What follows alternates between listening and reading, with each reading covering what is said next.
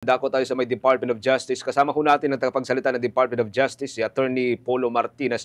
Kaugnay pa rin po ito magkakawambo sa mga usapin ukol ho sa flood control projects at ito hong patuloy na investigasyon ng Department of Justice dito ho sa kinasasangkutan na o pagkakasangkot ng ilang mga matataas na opisyal. Maraming salamat. Thank you for joining us, Attorney Polo Martinez. Si Bombo Genesis po ito at kasama natin si Bombo Ever. Welcome sa Bombo Radio Philippines sa Bombo Network News.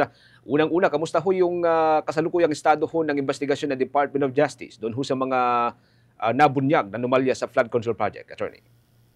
Yes, sir. Opo. Gumugulong na to. As soon as the cases were referred back to the Department of Justice by the Ombudsman, we immediately assessed the evidence so that we could conduct preliminary investigation forthwith. Okay, so dire-diretso na po ito gumugulong na tuloy-tuloy po kaming gumagalaw. Because we have the cases now, we will be issuing the subpoenas for the accused, for the respondents rather, at this stage respondents pa lang po, no? You'll be issuing the subpoenas for the conduct of preliminary investigation. At pag-issue po ng subpoena, ang nakasulat po doon, hihingi namin ng mga kontrasalaysay ng mga respondente. Dati, Attorney, sinabit na ho ng Department of Justice yung pong inyong initial findings sa Office of the Ombudsman, pero ibinalik po ng Ombudsman sa Department of Justice. Ano to, normal procedure ho ba ito o meron pong naganap na parang lapses or pagkukulang sa part po ng Department of Justice? So hindi po, no? The natural or procedure, to answer your question, sir, dun sa tama po ba na nasa proseso na ibinabalik ng Ombudsman sa mga prosecutors ng Department of Justice ang kaso. Hindi po, because once na-file na sa Ombudsman na po dapat ang mag-prosecute. But in this particular case, it was the good Ombudsman Boying Remulla's judgment that the DOJ and its panel of prosecutors would be in the best position to conduct preliminary investigation. Okay? Kasi if we would backtrack lang po a bit, no, at the outset, nanggaling po sa amin yung mga kaso. Ni-refer lang sa Ombudsman. So perhaps, in the good Ombudsman's judgment, we would be in the best position to conduct it. Kasi sa amin naman po nanggaling to begin with. And also, if I may add, the Task Force on Public Works and Anti-Bid Rigging was convened in the Department of Justice, not with the Ombudsman. So that may have also gone into the good Ombudsman's determination as to us being the best fit for conducting preliminary investigation. So, kailan ho kaya matatapos, Attorney? Yun pong ating sinasagawang preliminary investigation. Lalo po at misulang naiinip na po ang public sa kakahintay doon sa mga makakasuhan. Again, under Department Circular number 15, may 60-day period po that we're working with. 60 days ang prescribed timeline. Okay? That's for the prosecutors to conduct preliminary investigation. We will try to do it faster. In fact, the plan was to do it and conduct everything within a month period. So that's already cut in half yung period po under the law for us to do preliminary investigation. Mas mabilis na po ang balak namin. Okay, so kung saan pong ifa-file, that will depend on the accused, yung antas salary grade nila, antas nila. So under the law, legal a slight legal discussion, pag salary grade 27 and above, Sandigan Bayan po ang pag-file. Lower is with the regular courts. Yun po yung procedure. Pero nakakatiyak naman ho tayo na meron pong mga kongresista or other high-ranking officials na makakasuhan po dito at hindi lamang po mga empleyado, mga district engineer ng Department of Public Works and Highways, Attorney. Of course. Again, there will be no sacred cows. Yun po ang naging thrust and motto ng department as well as by the Office of the Ombudsman. I am echoing Ombudsman Remulla's statement when I say this. Kasama po lahat, DPWH engineers, personnel, congressmen, local elected officials, lahat po sila, no one will be spared. We will go where the evidence leads. Wala pa pong, again sir, no, I will have to step back a bit, and kasi we would not want to preempt the panel of prosecutors in their assessment of the evidence. But again, kasama po lahat ng personalities involved dun sa mga proyekto na sa mga proyekto na involved dito sa mga kaso na to na final namin. And if the panel of prosecutors see na may mga congressmen and local elected officials, DPWH engineers, any personnel included sa kaso, kakasuhan po yan if the evidence warrants. Okay, and if we take a step back as well, may 6 na freeze orders na po na issue against DPWH engineers and personnel. Okay, so yun po. Alright, attorney, sa ibang update naman po, hinggil po dito sa mag-asawang Diskaya na government contractor dito sa flood control projects, may statement po dati si Ombudsman na Jesus Crispin Rimulya na malabong mapasok pa daw sa witness protection ang mga Diskaya. Ang Department of Justice ang mayroon pong final say dito, pero bakit may ganito pong statement si Rimulya? Po yun na sir, nasa DOJ ang final say if magiging state witness ang mga aplikante na to. Perhaps the Ombudsman only mentioned this based on in his capacity as also a lawyer. Kasi sa batas naman po na kapag hindi natupad ng state witness or ng aplikante for state witness ang mga kondisyon sa Memorandum of Agreement na binuo nila, hindi po siya pwede maging state witness. So in any situation, hindi lang po Diskaya, no, any other applicant, if they refuse to cooperate, then their application will not be considered.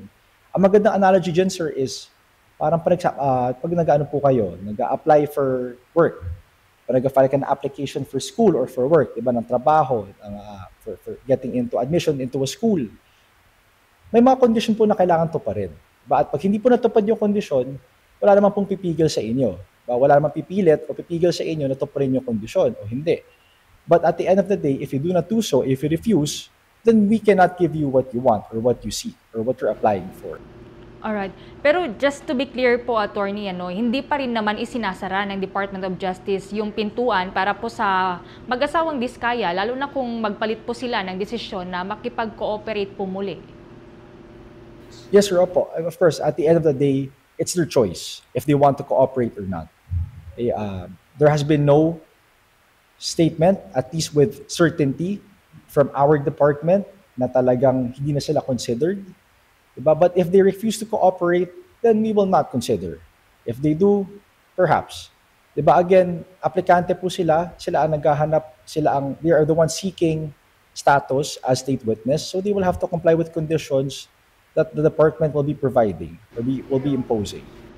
Isa pa po sa mga main concern talaga, attorney, ito pong ano po ba yung ginawa ng mga Diskaya dyan sa Department of Justice after po ng ilang beses po nilang pabalik-balik dyan, tapos biglang sasabihin po nila sa Independent Commission for Infrastructure na ayaw na po nila makipag-cooperate. So mapupunta po dito ng mga Diskaya and other would-be state witnesses ng mga aplikante is inaaral po namin yung kanilang mga testimony. So that's conducted with prosecutors, with officials of the DOJ. We have to hear out yung anong laman ng testimony nila. Kasi base po sa laman ng testimony nila, namin naalamin if they meet the criteria as state witnesses. Okay? Again, may mga requirements po ang pagiging state witness. The most important of which, we believe, would be absolute necessity of the testimony. So kailangan po, they're imperative yung testimony na yon. Kaya po pabalik-balik sila because we're seeing if there is absolute necessity for these statements, kung hindi na ba namin to mahanap pa from anyone else, from anywhere else. So yun po yung importance of being able to really exhaust the discussion of their testimony. Alright, pero sa inyo po sa Department of Justice, may nabanggit ba sila sa inyong dahilan kung bakit ayaw na po nila makipag-cooperate, although initially po sa ICI nila ito po sinabi? Ang alam po namin is they're unwilling to cooperate with the ICI. As regards to the Department of Justice, we want to make clear, sir, no, na wala pa pong official statement that they are refusing to cooperate, at least insofar as their application for state witness is concerned. Pero so far, may laman naman po ba, attorney, yung kanila pong testimonya or may nasubmit na po silang konkreto pong mga ebidensya? Hindi po. No, of course, sir. Every statement that they will be making, their testimonies will have to be reduced in writing. Kasi yun po yung concrete proof na kanilang testimony. Hindi to pwedeng kwentuhan lang. Because ang kwentuhan will not stand in court if ever we do proceed to trial.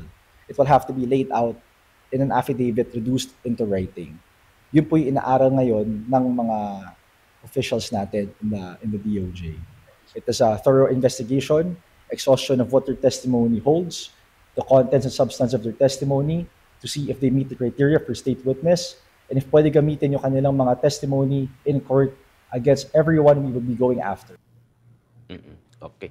Attorney, thank you for joining us sa Bombo Radio Philippines. Hanggang sa mga susunod na kayo po aming makausap sa Bombo Radio Philippines. Panghuli na lang ho siguro dahil halos sabay-sabay po yung investigasyon ng Department of Justice, ang Office of the Ombudsman, and even itong, or especially itong Independent Commission for Infrastructure. Meron ho bang nailatag na delineation dun sa inyo pong ginagawang investigasyon, Attorney? For that question, let's make it clear. First, ano po yung different mandates ng departments?